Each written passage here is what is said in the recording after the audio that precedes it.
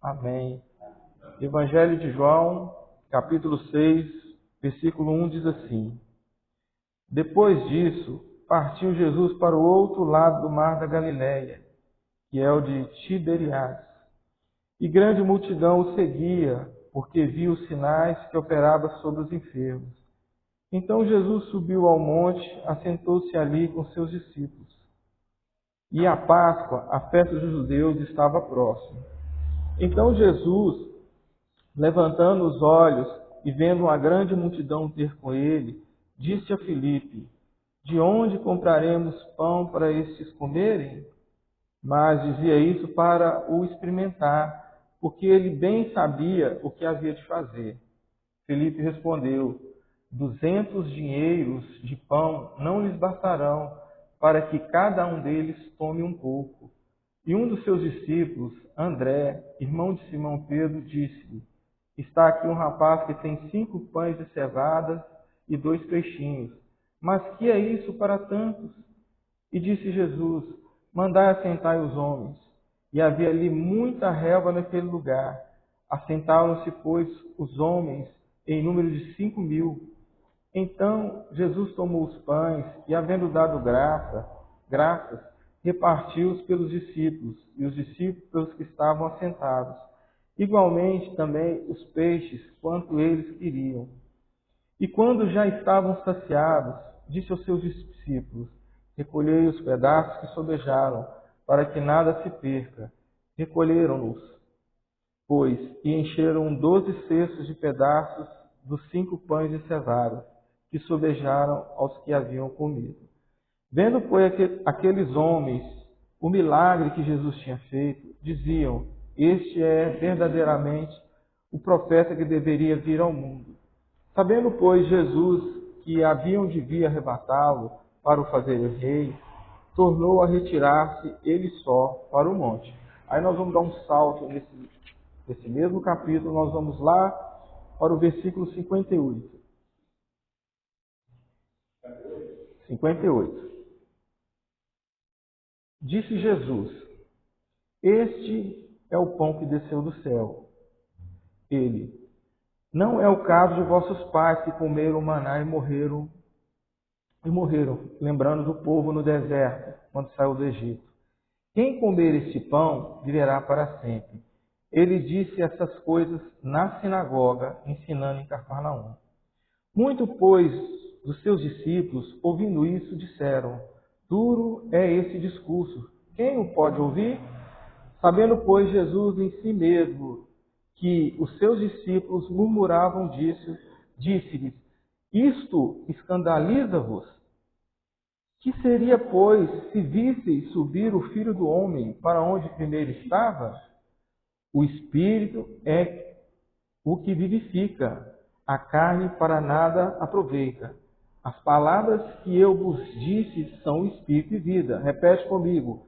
As palavras que eu vos disse são Espírito e vida. Mas, não, só até aí.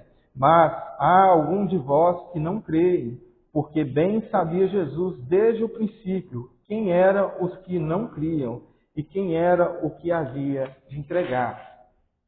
E dizia: Por isso eu vos disse que ninguém pode vir a mim se por meu Pai não lhe for concedido. Desde então, muitos dos seus discípulos ficaram para trás e já não andavam com ele. Então disse Jesus aos 12: Quereis vós também retirar-vos? Respondeu-lhes, pois, Simão Pedro: Senhor, para quem iremos nós? Tu tens as palavras da vida eterna.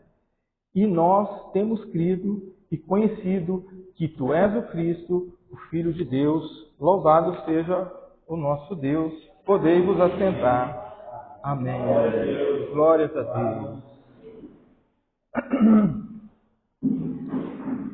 Meus irmãos, foi um texto um pouco extenso, mas para a reflexão que nós vamos fazer aqui nesta manhã a respeito dessa passagem, foi necessária essa grande leitura. Existem 2 momentos distintos de Jesus nessa passagem nesse capítulo 6 do Evangelho de João. Jesus, estando se retirando para um lugar deserto, ele e seus discípulos. Antes de dizer, irmãos, que essa passagem da multiplicação dos pães e dos peixes é a única passagem que é relatado esse milagre de Jesus nos 4 evangelhos. Foi algo tão espetacular, tão tremendo, tão notório, que ele está registrado nos 4 evangelhos: Mateus, Marcos, Lucas e João. Esse milagre de Jesus. Eu estou usando de base o Evangelho de João para a mensagem de hoje, mas eu vou me referir também aos outros evangelhos. E os outros evangelhos trazem alguns detalhes que não estão em João, que eu queria compartilhar com os irmãos nesta manhã. Jesus se retira para um lugar deserto com seus discípulos. Jesus, depois que João Batista, ele recebe a notícia que João Batista está morto, foi decapitado, ele se retira para o deserto. E Jesus encontra com seus discípulos para estar ali com eles. Os seus discípulos estão voltando da missão a qual Jesus os enviou. Os discípulos foram pregar a palavra de Deus, o reino de Deus, e ali Jesus deu autoridade aos seus discípulos para estar pregando onde eles foram enviados, as casas onde os seus discípulos foram enviados. E ali eles retornam, e com alegria, para falar do Senhor, dos feitos que eles tinham feito. Só que Jesus já tinha se tornado uma pessoa tão popular, tão conhecida pelos seus milagres, pelos feitos que Jesus, pelas maravilhas que Jesus tinha feito. Jesus curava, expulsava demônios. E onde Jesus passava, ele arrastava grande multidão. Jesus indo para o deserto, para estar só, ele com seus discípulos, uma grande multidão vai atrás dele. E ali há uma grande manifestação da graça do Senhor. Quando a gente fala de graça, meus irmãos, a igreja lembra muito de Efésios, capítulo 2, a graça salvadora para a vida eterna. Nós não somos salvos pelas nossas obras, mas a salvação é pela graça. A graça, o favor não merecido, o favor de Deus para conosco. Nessa manhã, na oração, nós falamos da graça. Deus nos deu a graça desse dia, de nós podermos levantarmos, abrir os olhos e respirar. Nós temos a compreensão que nós estarmos de pé, nos movendo, é pela graça de Deus. Eu estar aqui à frente é pela graça do Senhor. Houve esse evento maravilhoso, fantástico do Senhor Jesus naquele deserto. A graça do Senhor se derramou sobre a vida daquelas pessoas. Muitos foram ali porque estavam doentes e precisavam ser curados. Muitos foram ali para verem a manifestação da graça do Senhor. Muitos foram ali e o Senhor Jesus os ensinava. Não no Evangelho de João, mas no Evangelho de Marcos diz que o Senhor, vendo aquela multidão, o Senhor se compadeceu daquelas pessoas. Em dado momento, no Evangelho de Marcos, já estava ficando tarde. O Senhor, depois de curar e ensinar, os discípulos do Senhor Jesus falou para Jesus: despede a multidão, já é tarde, eles não têm o que comer, eles podem desfalecer no meio do caminho. Jesus fala para seus discípulos: alimenta eles. E Jesus pergunta o que vocês têm aí. No relato de João, diz que André traz um moço que está ali com 5 pães e 2 peixes. E Jesus toma aqueles pães e multiplica aqueles pães e alimenta aquela multidão de pessoas. O texto relata, diz que foram quase 5.000 homens. O texto não relata as mulheres e crianças. Com certeza haviam mulheres e crianças para serem curadas. Com certeza foram mais de 5.000 pessoas. O início dessa mensagem, irmãos, eu quero falar da graça de Deus. A graça de Deus que está disponível para todos. Não só para nós que um dia fomos alcançados pelo Senhor, fomos chamados pelo Senhor, porque você está aqui, porque o Senhor te chamou, o Senhor te escolheu, o Senhor te tirou das trevas, Ele te trouxe para a luz maravilhosa dele. A graça do Senhor te alcançou, o teu favor. Tem um pastor que ele traduz, eu acho fantástica a tradução dele da graça. A graça é tudo aquilo que nós precisamos, mas que nós não merecemos. Aquele povo não merecia ser curado, não merecia ser alimentado. Mas o Senhor se moveu de compaixão por eles. Compaixão é se colocar no lugar do próximo. É tomar a dores do seu próximo. Jesus tomou a dor daquelas pessoas. Ele viu aquelas pessoas como um rebanho que não tinha pastor. Jesus os ensinou, falou do teu reino. Jesus curou e Jesus alimentou aquelas pessoas. A graça do Senhor ela ainda está disponível no dia de hoje. Como nós vimos aquele moço ali fora. Ele está caído. Ele está na rua. Mas a graça do Senhor está disponível para ele. Que oremos por esse moço. Para que ele possa ouvir a voz do Senhor. O Senhor quer salvar a sua alma. O Senhor não mudou. O Senhor continua sendo o mesmo Deus que naquele tempo curou, alimentou aquelas pessoas. A palavra do Senhor nesses anos todos, os 2000 anos que se sucederam, ela não mudou. Ela continua a mesma. A graça do Senhor está disponível a nós. Mas a salvação, ela só vem mediante a fé. Crer que o Senhor Jesus é o único e suficiente Salvador para as nossas vidas. Que Ele é Filho de Deus, que Ele se entregou por nós naquela cruz, que o sangue dele foi derramado por nós. Reconhecemos que nós somos pecadores, que nós somos dependentes dele, da sua graça, que nós não podemos nada sem ele. A graça do Senhor. Mas também a palavra do Senhor, ela não mudou.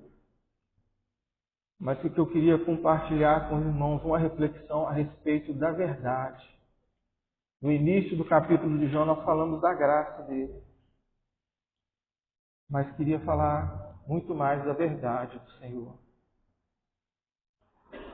Que embora o Senhor Jesus tenha alimentado, segundo o texto, mais de 5.000 pessoas, ou 5.000 pessoas, ou quase 5.000 pessoas, que é uma grande multidão. Tentar imaginar 5.000 pessoas, o Senhor falando, pregando para elas, curando alguns, ensinando e alimentando a todos. Onde caberia 5.000 pessoas, irmãos? Seria necessário talvez um estádio de futebol para poder acomodar tantas pessoas. Seria necessário fechar talvez uma avenida grande, uma praça 7 aqui em Belo Horizonte, que é o ponto central de Belo Horizonte, para poder acomodar tantas pessoas.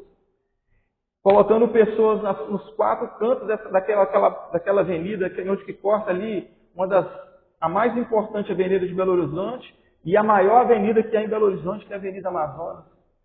Onde há pistas bem largas, 5.000 pessoas caberiam ali e estariam bem exprimidas na verdade. E Jesus pregou para essa quantidade, para essa multidão de pessoas. Ensinou elas, alimentou elas.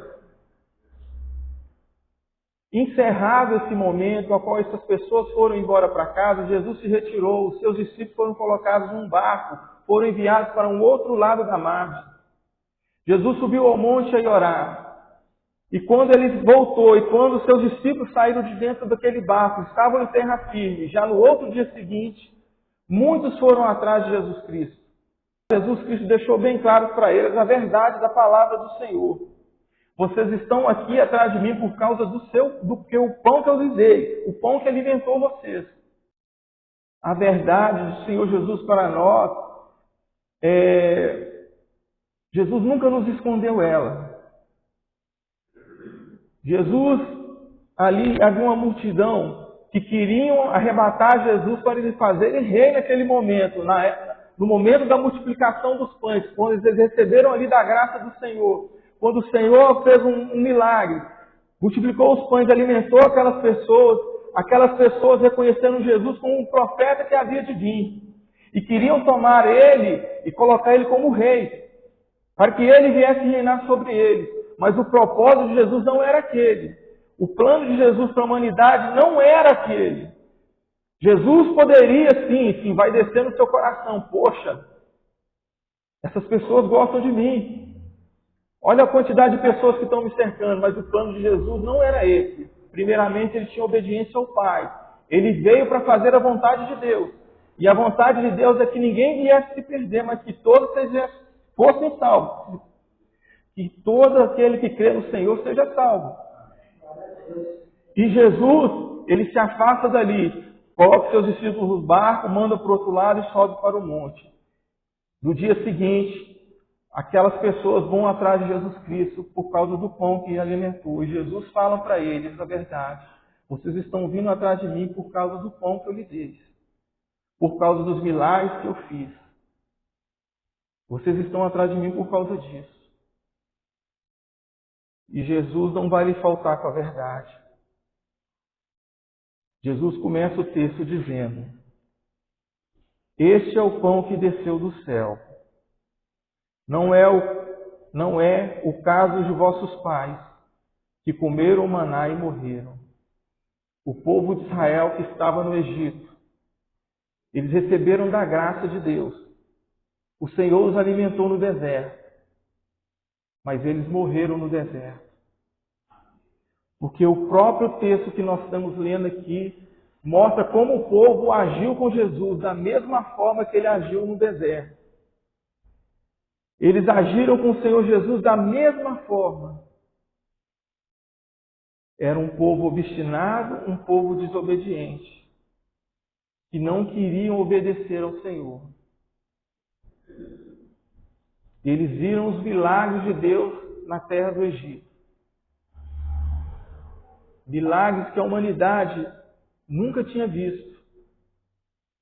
Eles viram ali a morte dos primogênitos do povo do Egito. Eles viram as pragas do Egito. O Senhor os tirou com mão forte e poderosa. Mas eles não acreditavam no Senhor. Eles estavam atrás de Jesus Cristo. Aquele povo no deserto estava seguindo o Senhor, mas não acreditavam nele, não obedeciam o Senhor e a sua palavra.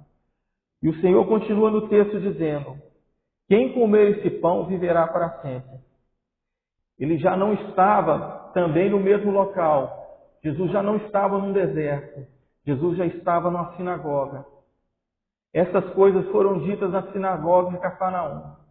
Ali estava boa parte daquelas pessoas que do deserto receberam da multiplicação dos pães e dos peixes, do milagre que o Senhor Jesus fez ali, da graça que o Senhor Jesus realizou ali na vida dele. E também estavam ali os seus discípulos. Estavam também ali os líderes religiosos, ouvindo a palavra do Senhor, a verdade. E o texto continua. Muitos, pois, dos seus discípulos, ouvindo isso, disseram: duro esse discurso, quem o pode ouvir? O Senhor Jesus, Ele nunca nos deixou de nos dizer a verdade a respeito das Escrituras Sagradas. O Senhor Jesus disse no texto que nós lemos hoje: as palavras que eu vos disse são espírito e são vida. Ainda que a palavra de Deus nos confronte, ainda que a palavra de Deus não é aquilo que nós esperamos, mas a vontade de Deus, como foi dito nessa manhã, ela é boa, perfeita e agradável para nós. As palavras do Senhor, ela é espírito e vida para nós. E muitos disseram: esse discurso do Senhor para nós, ele é muito duro. O Senhor Jesus, quando diz para eles, aquele povo: vocês estão atrás de mim por causa do pão que eu lhes dei. Eu sou o pão vivo que desceu do céu. Quem comer da minha carne e beber do meu sangue não morrerá. Talvez eles não estavam entendendo o que o Senhor Jesus estava falando. Ele não estava falando literalmente. O Senhor estava usando de uma forma figurativa, porque o texto fala que O Espírito é que vivifica, a carne para nada se aproveita. As minhas palavras, elas são Espírito e são vida. O Senhor Jesus está dizendo, se vocês não comerem a minha palavra, vocês não terão vida. Porque a minha palavra, ela é vida. Ela é Espírito e ela é vida. E muitos acharam duro o discurso que Jesus fez. Mas era a verdade das Escrituras. Foi para isso que o Senhor Jesus veio. E muitos daquelas pessoas já acharam duro e foram embora. Os líderes religiosos não acreditavam em Jesus. Os seus discípulos, muitos foram embora.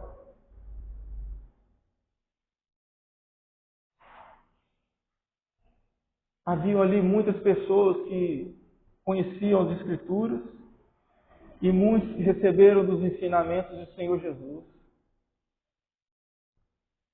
O Senhor Jesus subiu no monte e pregou as bem-aventuranças. Bem-aventurado o que tem fome e sede de justiça. Quem tem fome e sede de justiça? Será que eles estavam entendendo o que o Senhor estava falando com eles? Quem tem fome e sede de justiça? Muitos ouviram os ensinamentos que ele estava dando. Muitos conheciam ali a sua palavra, conheciam a lei, né? A lei dos judeus. Ele estava na sinagoga, mas muitos acharam duro o discurso do Senhor e saíram e foram embora. Inclusive, muitos dos seus discípulos. Não eram só 12, eram muito mais. A palavra fala em 70. Mas eu acredito que tinha muito mais seguidores do Senhor pela palavra dele, pelos seus ensinamentos. Como a graça ela ainda é presente nos dias de hoje, está diante de nós. Aquela multidão buscava o Senhor, porque às vezes muitos ali tinham esperança somente no Senhor, em ser curado de uma enfermidade. Naquela época não havia os recursos que nós temos hoje da medicina, né, irmão? Que a medicina avançou tanto que muitas doenças ficaram para trás. Imagine naquela época os doentes que foram até Cristo Jesus buscar Ele, porque eles viam a única esperança deles em Cristo Jesus. Como a graça não mudou naquele tempo, ela também não mudou nesse tempo. Mas como a verdade do Senhor para aquele povo também não mudou naquele tempo, para nós também não mudou. Hoje, nós temos visto, né? Quantas igrejas estão se pintando de preto. Eu fui levar minha mãe no dentista há 2 semanas, eu passei em frente à igreja, ela está toda pintada de preto. Não é aquela primeira que começou, já são outras. E de um outro ministério, passando com minha esposa, mostrando para ela, olha, você lembra dessa igreja? Olha a cor que ela está. A palavra do Senhor, ela não mudou. Aquela multidão que estava ali queria fazer do Senhor Jesus um rei. E o Senhor Jesus, em momento algum, aceitou a pressão de ninguém por causa disso. Em mudar o seu propósito pelo qual ele veio. Porque a maioria não aceitou. Não aceitou a sua palavra. E a igreja de hoje, ela não pode aceitar o que vem de fora, o que querem nos impor. O que está virando moda. A igreja de hoje, ela não pode aceitar. Como o Senhor Jesus não aceitou, apesar de todos ali, praticamente todos terem abandonado. A maioria dos seus discípulos, aquela multidão, os principais da sinagoga, os mestres, os doutores, terem deixado, o Senhor Jesus não mudou a sua verdade. A verdade dele continuou. Ele é a verdade. A sua palavra não mudou. A palavra de Deus diz que o Senhor é imutável. Ele é o mesmo ontem, hoje e será eternamente. E hoje nós vemos a sociedade, ela mudando, se transformando. Vemos hoje igrejas que distorcem o Evangelho para trazer um Evangelho inclusivo, né? Incluir as outras pessoas. Mas a palavra do Senhor ela não mudou. Ela continua a mesma. E o Senhor Jesus vê aos seus discípulos, os que ficaram, os 12. E o Senhor Jesus pergunta para eles também: vós também quereis se retirar? Nós, como igreja, nós podemos nos retirar. O Senhor Jesus não quer ninguém obrigado na sua presença. Não quer ninguém fazendo a vontade dele por uma obrigação, mas por amor à sua palavra. Jesus não quer que nós venhamos servir ele por obrigação. Congregar é bíblico, mas o Senhor Jesus não quer você na casa dele porque você é obrigado. O Senhor Jesus quer você na casa dele porque você entendeu a sua palavra e ama a sua palavra e quer obedecer ao seu Senhor. Como foi muito bem colocado esta manhã, o Senhor é Senhor, nós somos servos. Nós temos é que servir o nosso Senhor. O Senhor fala a pergunta para os seus discípulos: quereis vós também se retirar? Querem vocês também ir embora? Simão Pedro responde ao Senhor: para quem iremos nós? Tu tens as palavras de vida eterna. Irmãos, nós só podemos dizer isso se realmente nós reconhecemos que nós somos miseráveis, que nós não somos nada, que nós não temos nada, que tudo pertence ao Senhor, que tudo é dele, que nós também somos feitura dele, que nós somos feitos por ele, que nós somos totalmente dependentes dele. Nós só podemos dizer como Pedro diz, reconhecendo que somente o Senhor Jesus tem realmente palavras de vida eterna. Que as palavras do Senhor, ela é espírito, ela é vida. Que essa verdade tem que estar dentro do nosso coração. Que nós só vamos sair para evangelizar porque nós temos que evangelizar pelo propósito certo, pela motivação certa, correta. Que nós só vamos orar pela motivação certa, porque nós somos dependentes do Senhor. Nós não temos força. Nós estamos de pé porque é o Senhor que nos colocou de pé. É Ele que nos faz mover. Se essa verdade não estiver na nossa vida, irmão, nós não vamos conseguir vencer.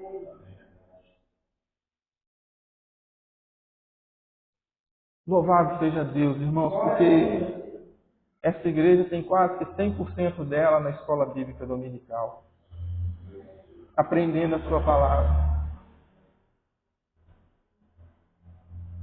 Mas isso pode ser para a nossa própria condenação. Porque se nós sabemos o que é certo fazer e não fazemos, nós estamos pecando. Eu achei maravilhoso a interpretação que o pastor Alan trouxe a respeito dos talentos, né? Mateus capítulo 25, né? Aquele servo que recebeu um talento. Ele coloca ele lá como um teólogo, um conhecedor do Senhor, da sua palavra. Ele conhecia a palavra de Deus para a condenação dele.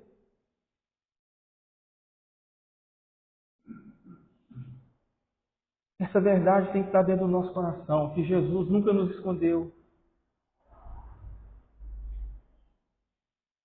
E Pedro reconhecia isso. Somente tu, Senhor, tens as palavras de vida eterna. Nem todos os irmãos que estão dentro da igreja serão salvos. Eu não estou falando aqui, não. Eu estou falando num contexto geral, porque quem sou eu dizer para quem vai ser salvo ou não, irmão? Eu sou um dos maiores pecadores se eu fizer uma coisa dessa. Pedro diz, nós temos crido e conhecido. Nós temos crido e conhecido. Ele falou nós. Mas entre eles tinha um que não acreditava no Senhor, mas que caminhava ali juntinho com eles. Estava lá junto com eles. Estava comendo o mesmo prato. Estava participando da mesma ceia. Estava lá juntinho, caminhando com eles.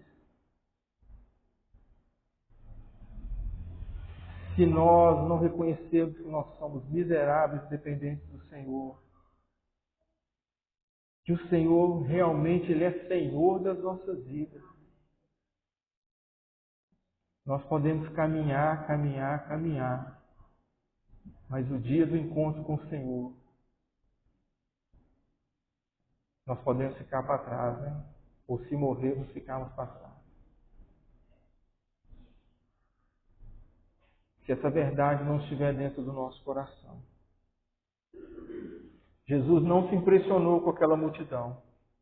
Ele se compadeceu dela. Ele teve compaixão dela. O Senhor quer salvar todos, irmãos.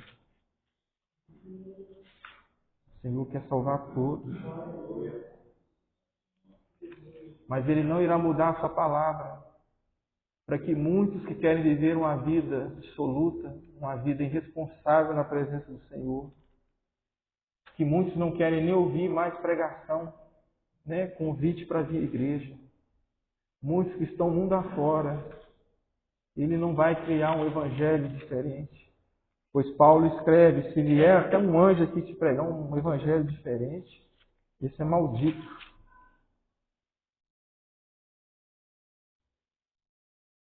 Considere esse maldito. O Senhor não se impressionou com aquela multidão que queria fazer dele rei. O Senhor, poderiam todos ir embora. O Senhor com certeza iria levantar outros, ia chamar outros. Mas a verdade, aquilo que muitas das vezes vai nos confrontar, é a verdade. É a palavra do Senhor, ela não vai mudar. Nós devemos buscar e cuidar da nossa vida para que nós não sejamos enganados em nós mesmos, porque na vida do Senhor Jesus, até os escolhidos correm o risco de serem enganados. Eu queria encerrar falando da igreja que o Senhor Jesus levou para o céu.